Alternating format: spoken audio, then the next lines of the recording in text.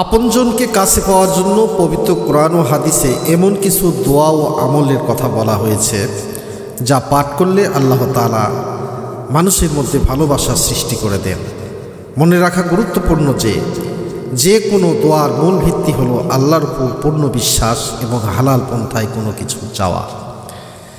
জীবন সঙ্গিনী হিসাবে পাওয়ার জন্য আল্লাহর কাছে কল্যাণকর জীবন সঙ্গী কামনা করা উত্তম, কারণ আল্লাহই সবচেয়ে ভালো জানেন যে কে আপনার জন্য কল্যাণকর।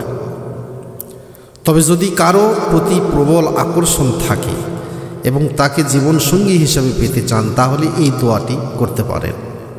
সূরাতুল কাসাসের 24 নম্বর আয়াতে আল্লাহ পাক বলেছেন, মুসা আলাইহিস সালাম যখন একাকী অসহায় অবস্থায় ছিলেন তখন তিনি এই দোয়াটি পাঠ করেছিলেন।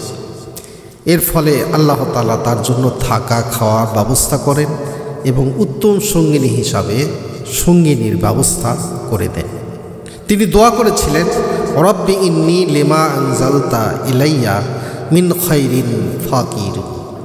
হে আমার পালনকর্তা, তুমি আমার প্রতি যে অনুগ্রহ পাঠাবে আমি তার মুখাপেক্ষী। সূরাতুল ফুরকানের 74 নম্বর আয়াতে আল্লাহ পাক বলেছেন আবার, এই আয়াতে আল্লাহ তাআলা নেককার জীবনসঙ্গী ও সন্তানদের জন্য দোয়া করতে শিখিয়েছেন। রব্বানা হাব লানা মিন আজওয়াজিনা ওয়া যুররিয়াতিনা কুররাতা আয়ুনি ওয়াজআলনা লিল মুত্তাকিনা ইমামা। হে আমাদের পালনকর্তা, আমাদের স্ত্রীদের পক্ষ থেকে এবং আমাদের সন্তানের পক্ষ থেকে আমাদের জন্য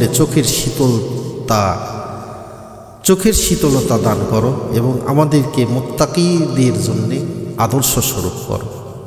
অন্যান্য গুরুত্বপূর্ণ আমল, 5 ওয়াক্ত নামাজ আদায় করতে হবে, ইস্তেগফার তওবা করতে হবে, আল্লাহর উপর পূর্ণ আস্থা রাখতে হবে, হারাম সম্পর্কে বেঁচে থাকতে হবে। মনে রাখবেন, দোয়ার ফলাফল আল্লাহর ইচ্ছার উপর নির্ভরশীল।